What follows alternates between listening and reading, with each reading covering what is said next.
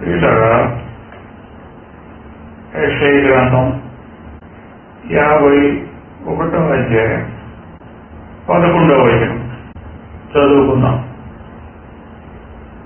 యెహోవా విమోచించిన వారు సంగీతనాదముతో సీయోనుకు తిరిగి వచ్చెదరు. నిత్య సంతోషము వారి తల మీద ఉండును. వారు సంతోషానందం గలవారగుదురు. దుఃఖమును నిట్టూర్పును తొలగిపోవును. నేనే మిమ్మును ఓదార్చువాడను. చనిపోవు నరునికి, తృణమాత్రుడగు నరునికి ఎందుకు భయపడదువు? ప్రియులారా, ఇక్కడ దేవుడు యెషయాతో మాట్లాడుతున్నాడు. యెషయా ప్రవక్తతో ఈ వాక్యాన్ని రెండు విధాలుగా అర్థం చేసుకోవచ్చు. ఒకటి, నిత్యత్వమును గురించి చెప్తున్నాడు. యెహోవా విమోచించిన వారు. ఈ యెహోవా దేవుడు ఎవరినైతే విడుదల చేస్తాడో వారికి ఏముంటుందట? నిత్య సంతోషం. వారికి దుఃఖం అనేది ఉండదు. అంటే యెషయా భక్తుడు ప్రవచిస్తున్నాడు. కొన్ని వేల సంవత్సరాల క్రితమే యెషయా భక్తుడు చెప్తున్నాడు.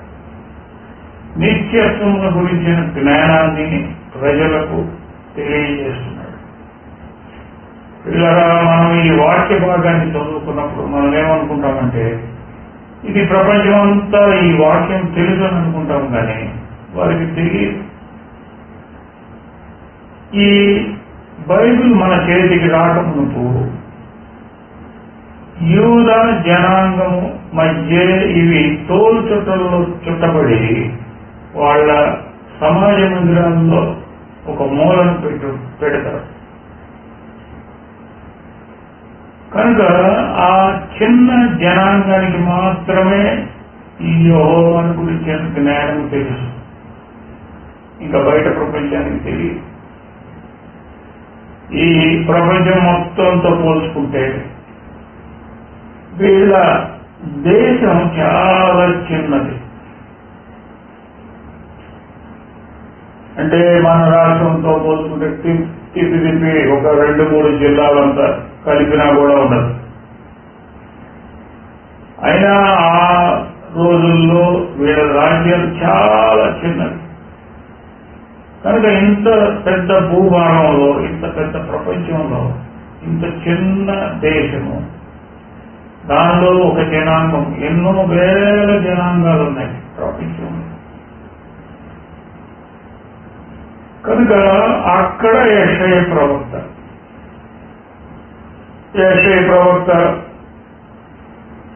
ఒక చిన్న రాజు.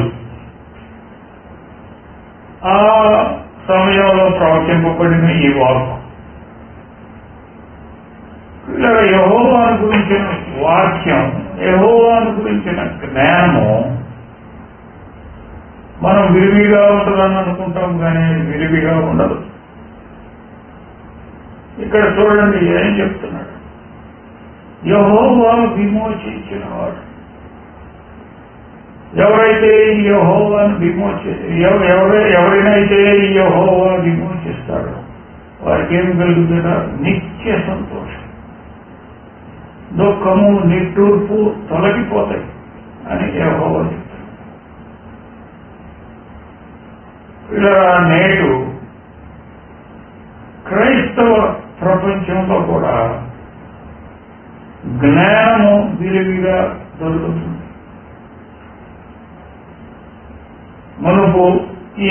మునుపటి కాలాలలో ఈ 66 పుస్తకాలు విడివిడిగా ఉంది. ఇట్లా మనకు క్రొత్త నిబంధనని, పాత నిబంధనని ఉండేది కాదు.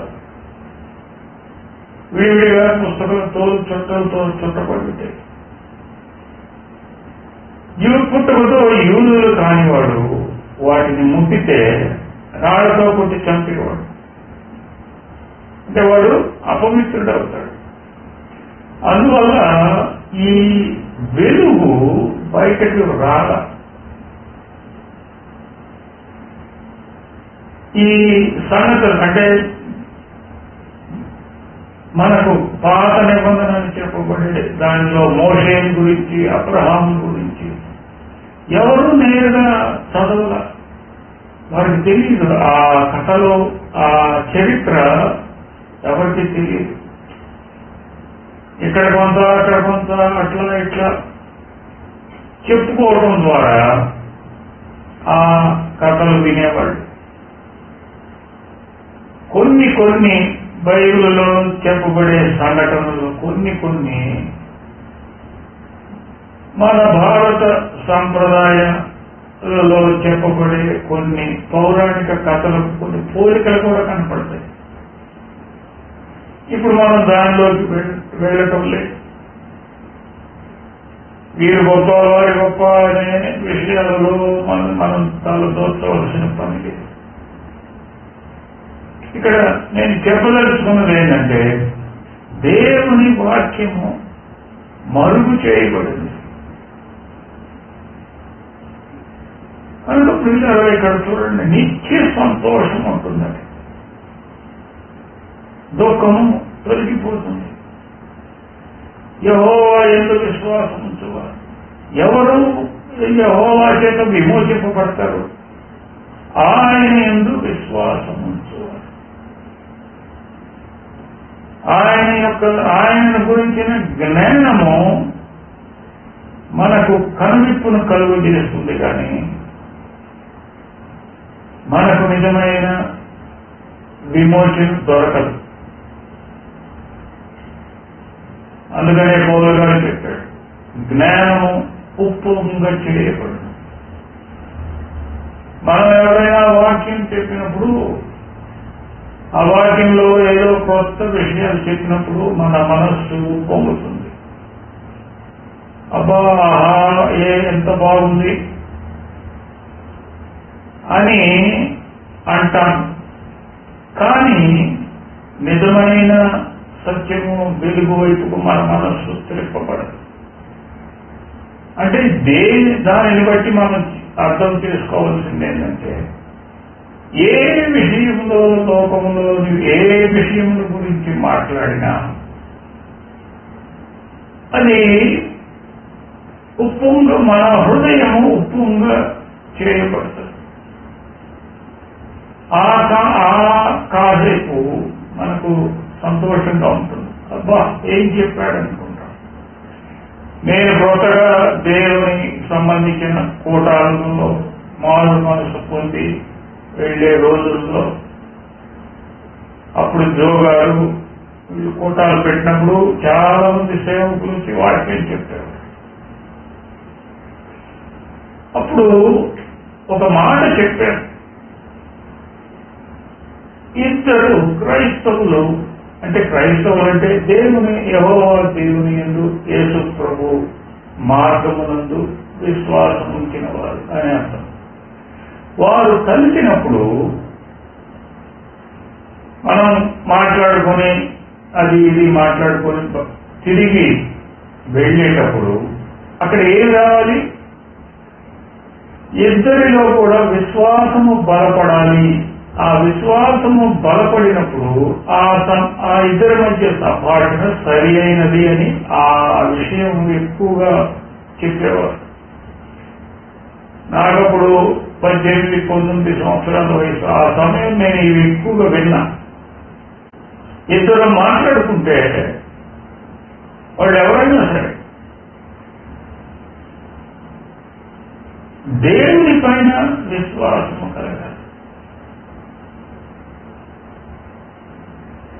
వాళ్ళిద్దరూ ఏదో లోకానుసారముగా కానీ, బైబిల్ సంబంధముగా కానీ, వాక్యములకు సంబంధించి కానీ, లేకపోతే బైబిల్కి సంబంధించిన చరిత్ర విషయంలోని మర్మముల విషయము కానీ చర్చించుకున్నప్పుడు మన మనస్సు ఉప్పొంగకూడదని నేను అంటున్నాను. ఆశ్చర్యం కలుగు చేస్తుంది. కానీ ఇద్దరి మధ్య ఏం కలగాలి? విశ్వాసము బలపడాలి. కానీ మనం ఏం చేస్తాం? ఇద్దరు కలిసినప్పుడు వీడిలాగో వాడలాగో ఇట్లా చేశాడు, వాడు అట్లా చేశాడు. ముసలమ్మ ముత్తట్లకి దిగుతాం. ఆ ముసలమ్మ ముత్తట్లకి దిగిన తర్వాత ఏమవుతుంది? హృదయంలో నరునికి ప్రాధాన్యతనిస్తాం, నరునికి భయపడతాం. వాడేదో చేస్తున్నాడు, వీడేదో చేస్తున్నాడు, వీడిట్లా కుట్ర పన్నుతున్నాడు, మా మీదకి వీడిట్లా వస్తున్నాడు, అట్లా ఇలా మాట్లాడుతున్నాడు, అలా మాట్లాడు. ఈ విధంగా మన యొక్క చర్చ ముగుస్తుంది. అంటే పిల్లరా ఏమి బయలుదేరుతుంది? భయము. అంటే లోకానుసారంగా ఇద్దరు మాట్లాడుకుని విడిపోయినప్పుడు వారి మధ్య వారి హృదయాల్లో ఏం కలుగుతుంది? ఇరువురికి, చెప్పేవాడికి విన్నవాడికి ఏం కలుగుతుంది? భయము. నరుని పట్ల భయము. ఎప్పుడైతే మన హృదయములలో భయమునకు స్థానం ఇస్తామో అక్కడ సంతోషం ఉండదు. భయపడటం నరుని యొక్క లక్షణం. ఈ దేని నుంచైనా ఎవరైనా తప్పించుకోగలరు, కానీ ఈ భయాన్ని నుంచి తప్పించుకోలేదు. వారు ఎవరైనా సరే, ఎంత పెద్ద రాజైనా సరే, అమెరికా దేశంలో అధ్యక్షుడైనా సరే, భయాన్ని నుంచి తప్పించుకోలేదు. ఇప్పుడు అమెరికా అధ్యక్షుడు రకరకాల ఆంక్షలు విధిస్తూ ఉంటారు దేశాల మీద, పెత్తనం చేస్తూ రకరకాల ఆంక్షలు విధిస్తారు. ఆ దేశము బలమైనదే, బలమైన సైన్యము కలిగిన దేశమే, కానీ ఆంక్షలు విధిస్తారు. నువ్వు ఇట్లా చేయకూడదు, నీవు ఇట్లా చేయాలి, ఇలా చేస్తే నేను ఇలా చేస్తాను. ఎందుకు చేస్తారు? భయము. అంటే ఏంటి? ఆ దేశం ఎక్కడ దండెత్తి వస్తుందో, ఏం చేస్తుందో, ఆ నూనె ఆపేస్తారేమో. ఇట్లా నేను మీకు కొంచెం అట్లా చెప్తున్నా, లోతైన విషయాల్లోకి వెళ్తున్నా. ఏదైనా నరులు ఒక నిర్ణయాన్ని తీసుకోవాలి అంటే అది దాని పునాది భయము. భయము వల్ల ఇక మిగతా అన్నీ వస్తాయి. శరీర కార్యాలన్నీ బయలుదేరుతాయి. పౌలు గారు శరీర కార్యాలు చెప్పాడు, మొత్తం 27 ఉన్నాయి. గలతీయులకు రాసిన పత్రికలో స్పష్టంగా రాశారు. కనుక మనము ఈ భయం నుంచి తప్పింపబడాలి. ఇది ఒకసారిగా కళ్ళు. హృదయంలో భయం ఉన్నప్పుడు విశ్వాసమునకు తావుండదు. విశ్వాసమునకు తావు లేనప్పుడు యెహోవా చేత విమోచింపబడదు అని దేవుడు ప్రేమిస్తారు. కానీ ఎందుకంటే దేవుని ఎరిగిన వారి మీద, దేవుడిని ఎరిగిన వారి మీద దేవుడు సమస్తమును జరిగిస్తున్నాడు. వారి మీద వర్షం కురిపిస్తాడు, వారికి పంటలు పండుతాయి, జీవము లేని వాటిని పూజిస్తారు. కానీ వారికి దేవుడు సహాయం చేస్తాడు, వారికి ఆహారం సమృద్ధిగా దొరుకుతుంది. తాను నేను సృష్టికర్తనే అని దేవుడు ప్రవక్త ద్వారా మాట్లాడుతున్నాడు. ఆ కింద వచనాలలో చెప్తున్నాడు. కనుక ప్రియులారా, అక్కడ యెహోవా విమోచించినవాడు అంటే ప్రియులారా చూడండి, యెహోవా విమోచించినవాడు. మనం ఆయన యందు విశ్వాసం ఉంచితే, ఆయన యందు నమ్మిక ఉంచితే, ఆయన మనకు సహాయం చేయగలడు అని నమ్మిక ఉంచితే యెహోవా నిశ్చయముగా మనల్ని దాని నుంచి బయటపడేస్తాడు. ఇక్కడ యెషయా భక్తుడి ద్వారా దేవుడు చెప్తున్నాడు, తర్కమును తీసుకుని వస్తున్నాడు. ఏమంటున్నాడు? చనిపోయే నరునికి, తృణమాత్రము నరునికి నీవేళ భయపడుతూ. అక్కడ వాక్యం స్పష్టంగా ఉంది. చనిపోవు నరునికి, తృణమాత్రుడకు నరునికి ఎందుకు భయపడదు? దానిపైన ఏమంటున్నాడు? నేనే మిమ్మును ఓదార్చువాడను. నేనే అంటే ఏంటి పిల్లలు? దాని అర్థం, ఒక నరుని దేవుడు తప్ప ఎవ్వరూ ఓదార్చలేరు. ఒకవేళ ఎవరైనా ఓదార్చినా అదేదో ఆ కాసేపే, ఆ ఓదార్పు నిలువదు. మనం ఎవరైనా దుఃఖంలో ఉన్నప్పుడు, బాధలో ఉన్నప్పుడు వాళ్ళ ఇంటికి వెళ్ళి ఓదార్పు ఎన్ని చేస్తాం. చేయకూడదని నేను అంటలేదు, కానీ వాటి వలన ఏమంతా వారి హృదయానికి అంతగా ధైర్యం రాదు. ఎందుకంటే దేవుని యొక్క నుండే రావాలి వాళ్ళకి ఓదార్పు. దేవుడే దయచేయాలి. మన పిల్లలకు మనం ఇలా చెయ్యాలి, అలా చెయ్యాలా, ఉండాలి, అలా ఉండాలి, నీవిలా ఉండాలని మనము నడిపిస్తాం. కానీ వాక్యం ఏమని చెప్తుంది? నీ పిల్లలకు నేను ఉపదేశించదను, వారికి అధిక విశ్రాంతి కలుగును అని దేవుని యొక్క వాగ్దానం. దేవుడు ఒకరి హృదయంతో మాట్లాడి వారికి దేవుడు ఓదార్పు కలగజేయాలి. అంతేగాని నరుని ఓదార్పు అది అంత ప్రయోజనకరమైనది కాదు. అందుకనే ఇక్కడ తర్కమును ఉపయోగిస్తున్నాడు. నీవెందుకు ఇవాళ రేపు చనిపోయే నరుని నువ్వెందుకు భయపడతావా? వాళ్ళ క్రోధాన్ని చూసి నేనెందుకు భయపడతావు? తర్వాత ఏమంటాడు? వాళ్ళ క్రోధం ఏమాయను? మనుషుల క్రోధమును చూసి మనం భయపడిపోతాం. మనుషుల వైపు మనం చూసినప్పుడు మనలో భయం కలిగి విశ్వాసమునకు స్థానము తొలగిపోతుంది. అందుకనే మన ఏదైనా ఒక కార్యం జరిగింపవలసి వచ్చినప్పుడు మనం మనుషుల వైపు చూస్తాం, అటు ఇటు పరిగెత్తాం, అసలు మనుషుల వైపు చూస్తాం. అది మానవ నైజం, అది ఎవరైనా సరే ఒప్పుకోవాల్సిందే. కానీ దినములు గడిచే కొద్దీ, మన యొక్క విశ్వాస ప్రయాణంలో దినములు గడిచే కొద్దీ మనము భయపడతాం. దేవుడు ఏం చేస్తాడంటే, ఆయన విమోచింపబడినవారు, ఆయన చేత విమోచింపబడినవారు వీరు ధన్యులు. వీరు అన్ని అంతగా కనపడరు బయట ప్రపంచంలో. వీరు హృదయం దేవుడు వీరిని ఏం చేస్తాడంటే, కష్టాలు ఎక్కువ అవుతాయి. ఆ కష్టాలు బాగా ఎక్కువైనప్పుడు ఇక దేవుడు తప్ప ఇక వేరొక ఎంపిక లేదు, చాయిస్ లేదు. దేవుని విశ్వసించడం తప్ప ఇంకొక చాయిస్ లేదు అనే ఆ దానికి దేవుడు తీసుకుని వస్తాడు. పిల్లల మనం ఏమనుకుంటామంటే, ఈ బాధ, ఈ కష్టం, ఇదంతా ఏంటి ఇదంతా అని అనుకుంటాం. కానీ అక్కడ దేవుడు జరిగించే క్రియ ఏంటంటే, ఇదిగో నా యందు నమ్మిక ఉంచవయ్యా నువ్వు, నేను నిన్ను ఓదార్చేది, నేను నీకు శక్తినిచ్చేది, నా శక్తి అపారమైనది, నేను సృష్టికర్తని, ఈ భూమిని, ఈ విశ్వాన్ని మొత్తాన్ని సృష్టించింది నేను.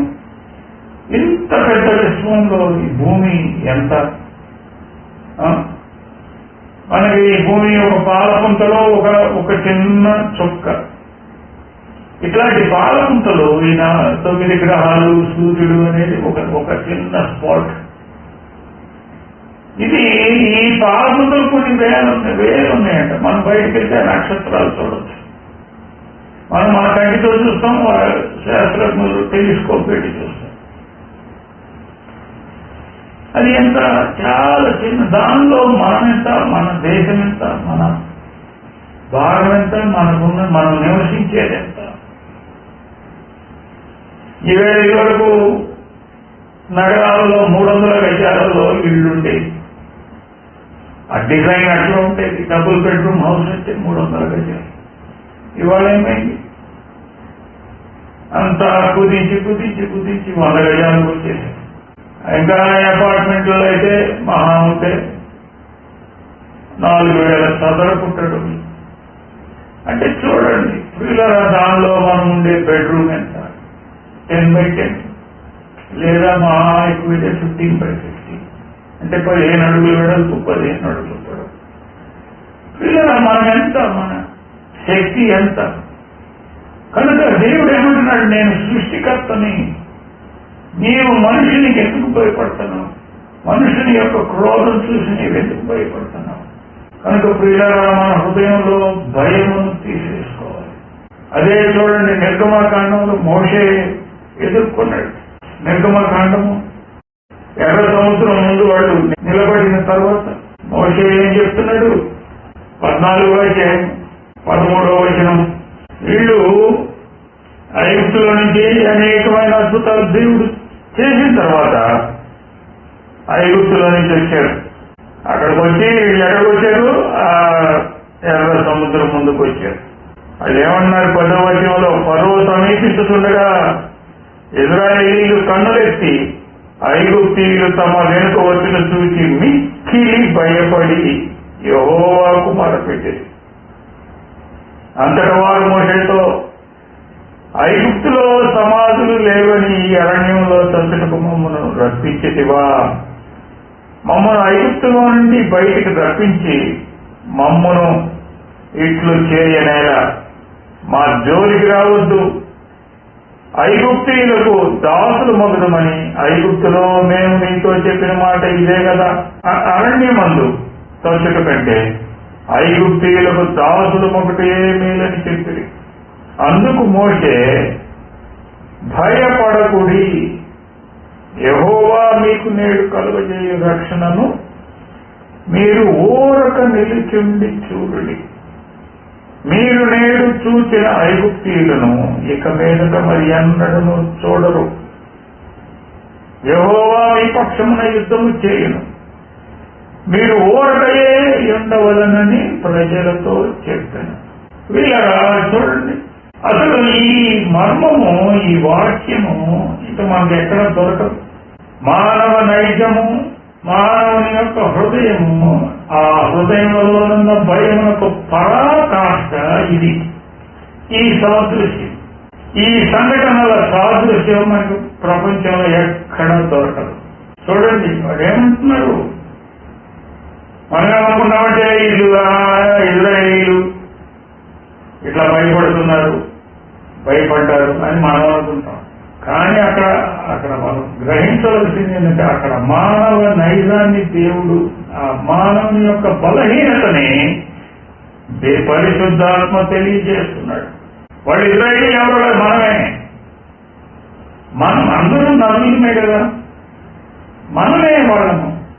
కనుక మన జీవితంలో కూడా ఈ ఐగుప్తు, ఈ ఎర్ర సముద్రము యొక్క అనుభవము నిరంతరము కనపడుతుంది.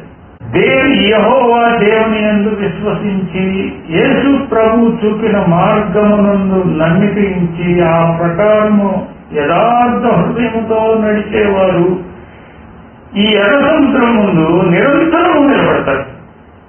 నేను అందుకనే అనేక సార్లు చెప్పేవాడిని, మోషే ఒక్క మారే ఎర్ర సముద్రం ముందు నిలబడ్డాడు. ఇజ్రాయేలీయులు ఎర్ర సముద్రం ముందు ఒక్కసారి నిలబడ్డారు. కానీ ప్రియులారా, దేవుని యందు విశ్వాసం ఉంచు మనము నిరంతరము నిలబడవలసి వస్తుంది. ప్రతి దినము ఎర్ర సముద్రం ముందు నిలబడాలి. ప్రతి దినము ఎర్ర సముద్రము పాయలవటం చూడాలి. అంటే ఇక అది ఎలా ఉంటుంది చూడండి. కనుక హృదయము నీళ్లతో తడిచిన బట్టను పిండినట్లు హృదయము పిండివేయబడుతుంది. శరీరమునకు తావు లేదు. వీళ్ళు ఇంకెక్కడికి వెళ్ళలేదు. చేతిలో ఆయుధం లేదు, సమయం లేదు, వచ్చిన పద్ధతి వేరు. ఏముంది వీళ్ళ చేతుల్లో? పొంగని రొట్టెలు చేసుకోవడానికి పిండి ముద్ద ఉంది, బంగారం ఉంది. ఐగుప్తీయులు తీసుకొచ్చిన అక్కడి నుంచి వచ్చేటప్పుడు వాళ్ళు వాళ్ళ బంగారం ఇచ్చారు. ఇదిగో మిమ్మల్ని మీకు ఏమన్నా సహాయపడుతుంది. ఏం ఉపయోగపడింది ఆ బంగారం? దూడం చేశారు. అది జీవము లేనిది, అందుకనే దాన్ని భుజముల మీద మోయవలసి వచ్చింది. అంటే మన నరుని యొక్క హృదయము పశుప్రాయమై, అది ఇప్పుడు మనం స్పష్టంగా ఇప్పుడు నేటి ప్రపంచంలో చూస్తాం. కనుక ప్రియులారా, ఇజ్రాయేలీయుల్ని ఏ విధంగా అట్లా తీసుకుని వచ్చాడో మనలో కూడా అంతే. మనమేమన్నా వేరు కాదు. దేవునికి ఇవన్నీ కనపడవు. మనం ఏ కులం వారము, ఎర్రటి వారమా నల్లటి వారమా, గోధుమ వర్ణము కలిగిన వారము, ఈ దేశస్తులము ఆ దేశస్తులం, మా కుటుంబం ఇది, మా సాంప్రదాయం ఇవన్నీ దేవుడు చూడడు. దేవుని యందు విశ్వాసము ఉంచినప్పుడు, దేవుని యొక్క ఆ నడకలో మనం వెళుతున్నప్పుడు మీ హృదయం, ఇందాక చెప్పాను కదా, తడిచి ఉన్న బట్టని పిండితే ఎట్లా ఆ హృదయం అట్లా పిండబడింది. ఇంకా వీళ్ళకి చాయిస్ లేదు. వెనకైతే ఐగుప్తీయులు సైన్యం, అవేంటి ఆ సైన్యము? చార్జ్డ్ చారియట్స్ అని ఒక చోట రాయబడి ఉంటుంది. Charged chariots. చార్జ్డ్ చారియట్ అంటే ఆ రథములకు ఆజ్ఞ ఇవ్వబడింది. ఎదురు ఎవరొస్తే వాళ్ళని చంపేయమని ఆజ్ఞ. ఫరో కుమార్తె వచ్చినా చంపేస్తారు. వాళ్ళకి ఇక వేరేది ఉండదు. అది రాజు ఆజ్ఞ అంటే ఇక అంతే. ఈమె ఫరో కుమార్తె కదా, కనుక ఇంకా అది ఎంత భయంకరం. మనము మామూలుగా ఒక వ్యక్తి మామూలుగా ఈ సంఘంలో జీవించే మామూలు వాళ్ళని చూస్తేనే మనం భయపడిపోతాం. వాళ్ళ కోపం అంటే మనకు భయం కలుగుతుంది. పిల్లరా అదే ఆ అనుభవం ఎలా ఉంటుందో చూడండి. పిల్లరా ఇక్కడ రెండు విషయాలు భక్తుడు చెప్తున్నాడు. ఒకటి నిత్యత్వమును గురించిన జ్ఞానాన్ని అక్కడ ఇముడింపజేశాడు. మనమెన్నడూ యెహోవా ఎవరినైతే విమోచిస్తాడో వారెన్నడూ మరణించరు, వారికి నిత్య సంతోషం ఉంటుందని చెప్తున్నాడు. తర్వాత ఏం చెప్తున్నాడు? ఈ లోకంలో జీవించి ఉన్నంత కాలము ఆ నిత్యత్వము యొక్క ఛాయని మనం ఇక్కడ అనుభవిస్తాం. అది ఇక్కడ ఎప్పుడు అనుభవిస్తాము? ఏవైతే మనకు కష్టము, నష్టము, బాధ అని అనుకుంటామో అవి ఉంటూనే సంతోషాన్ని అనుభవిస్తాం. అక్కడ ఇది మర్మం. యేసు ప్రభువు ఏం చెప్తున్నాడు?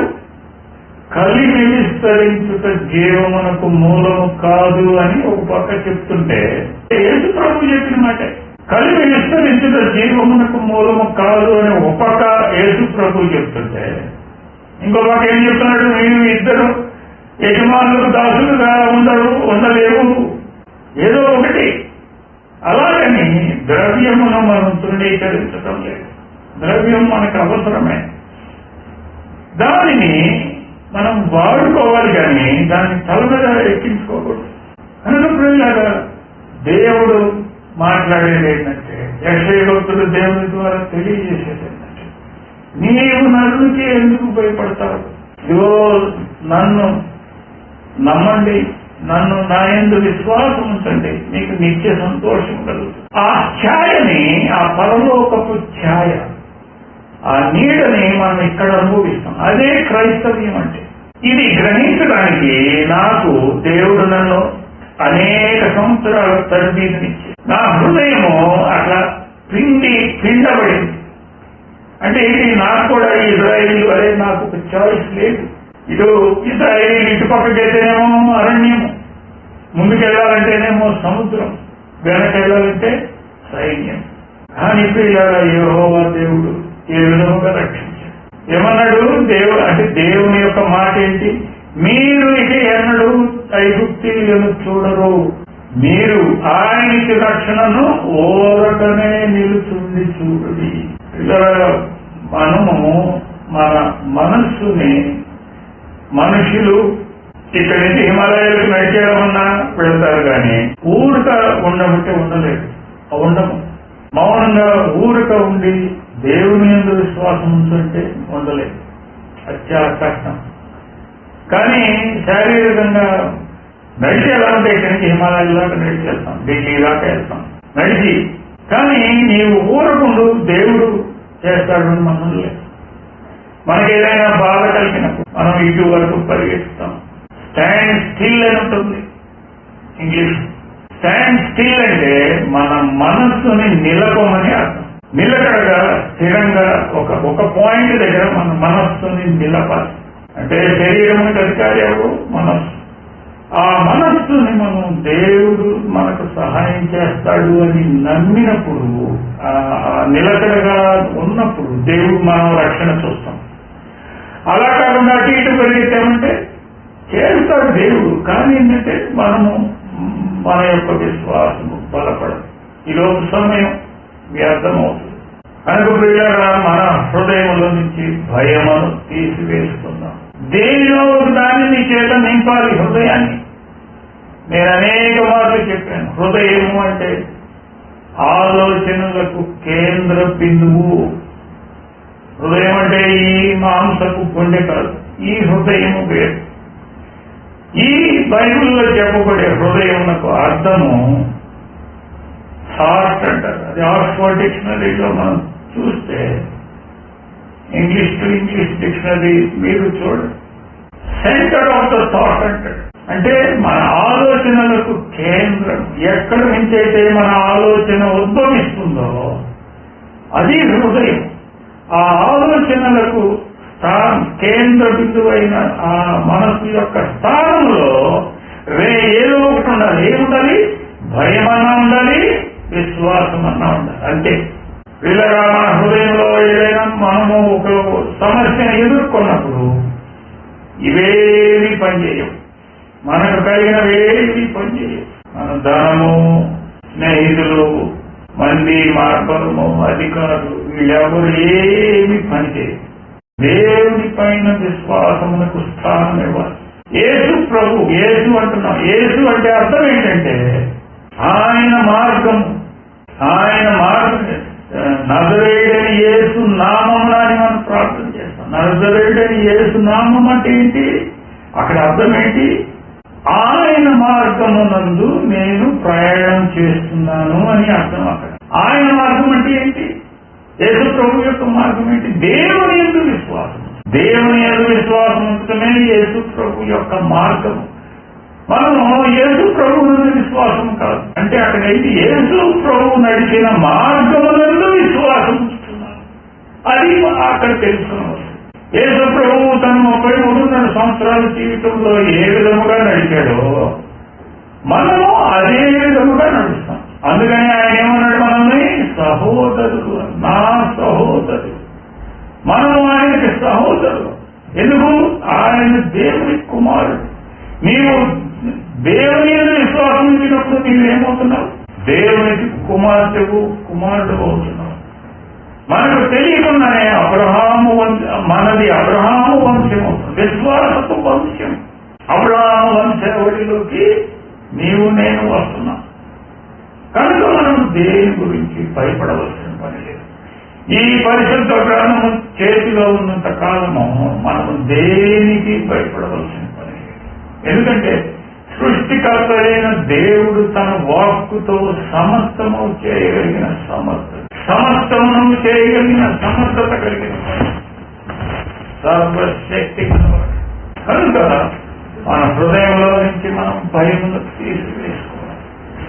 అది ఎలాంటి పరిస్థితి అయినా సరే, ఎలాంటి పరిస్థితి అయినా చూడండి, మనకు కలిగిన పరిస్థితులు ఈ ఇజ్రాయేలు ఎర్ర సముద్రం ముందు నిలబడిన దానికంటే పెద్దవేం కాదు. మన గృహములలో మనము మరణం చూసాము. అనేక మంది మన కళ్ళ ముందే చనిపోయారు. సొంత ఇవన్నీ చూసినప్పుడు, నష్టాలు, కష్టాలు, బాధలు ఇవన్నీ చూసినప్పుడు మన మనస్సు కలత చెందుతుంది. కానీ ఇలా మనము మాత్రము దేవుని యందు విశ్వాసమును వదలకూడదు. నీవు దేవుని యందు విశ్వాసమును పోగొట్టుకుంటే నీవు ఈ లోకమునంతటిని కలిగి ఉన్న నీవు సమస్తమును పోగొట్టుకున్నట్టే. విశ్వాసమును నీవు సడలింగా అంటే అయిపోయినట్టే. అప్పుడు ఏమైంది? ఈ లోకానుసారముగా దేవుని యెహోవాను గురించిన జ్ఞానమును తెలియని వారి స్థితి కంటే మన స్థితి అధ్వానంగా ఉంటుంది.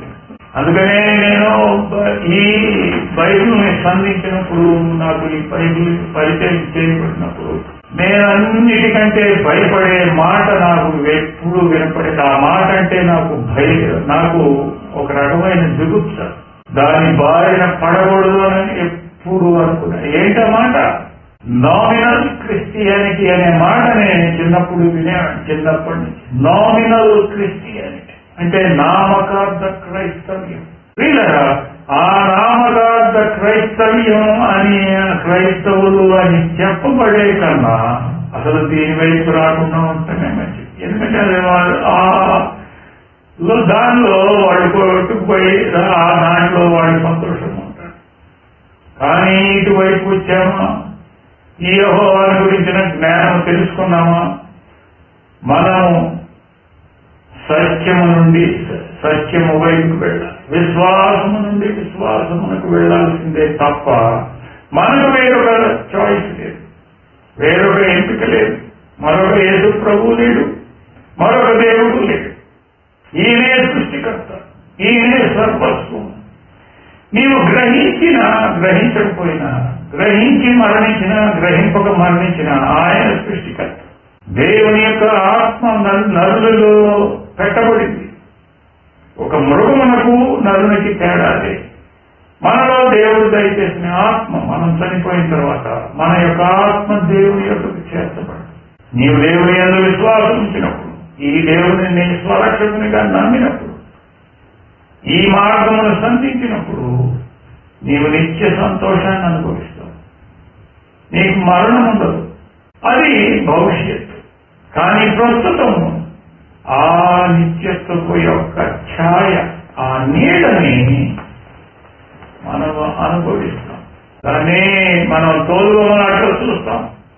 చిన్నప్పుడు తోలుబొమ్మలాటలు ఉండేవి. ఆ వెనుకుండి తెరవైపు లైట్ వేసి బొమ్మలతో ఆడిస్తుంటే ఆ బొమ్మలు మనకు కనపడతాయి. ఆ ఛాయ, ఆ బొమ్మలను చూసి మనం ఆనందిస్తాం.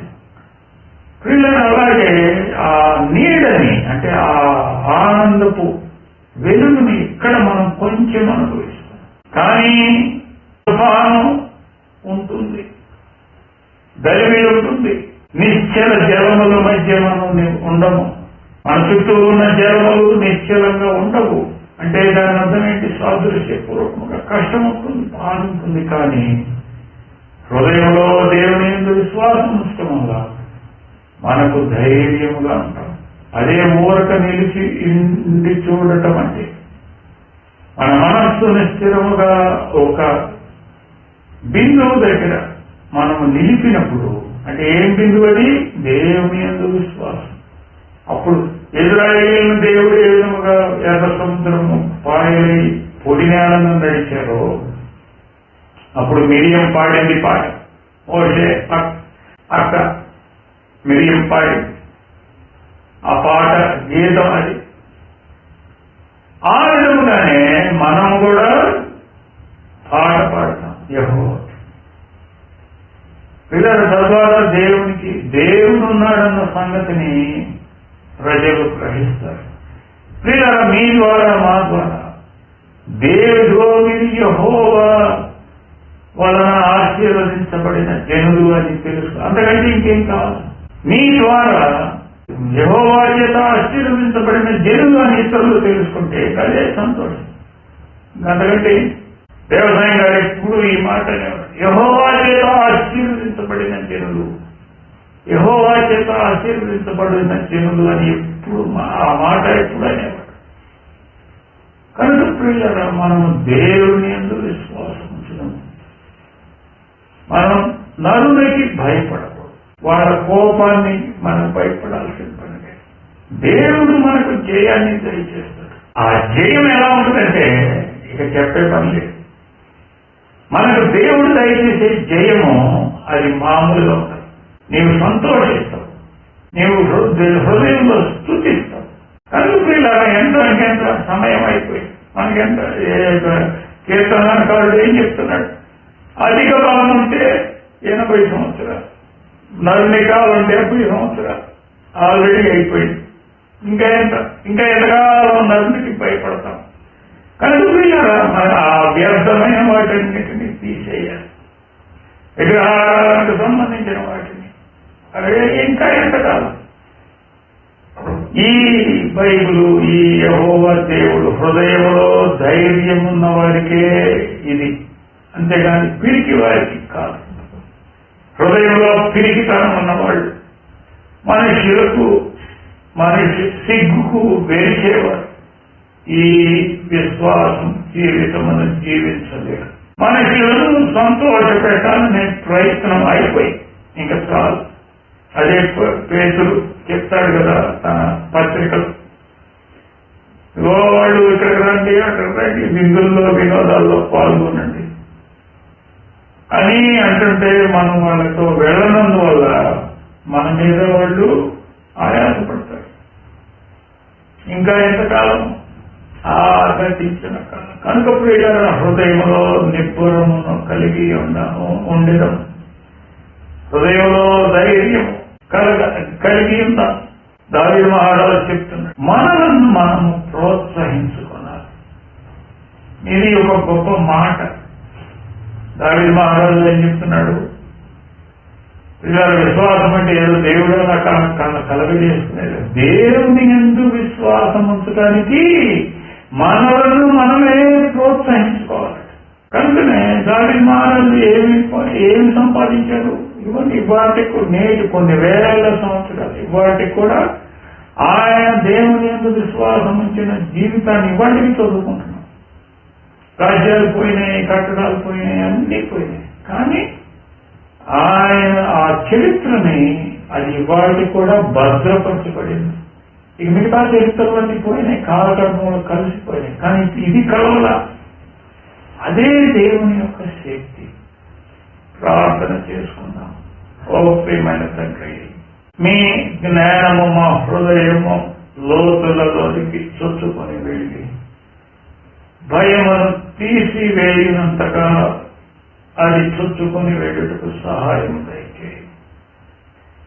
మీ యందు మాకు విశ్వాసం అధికము చేయి.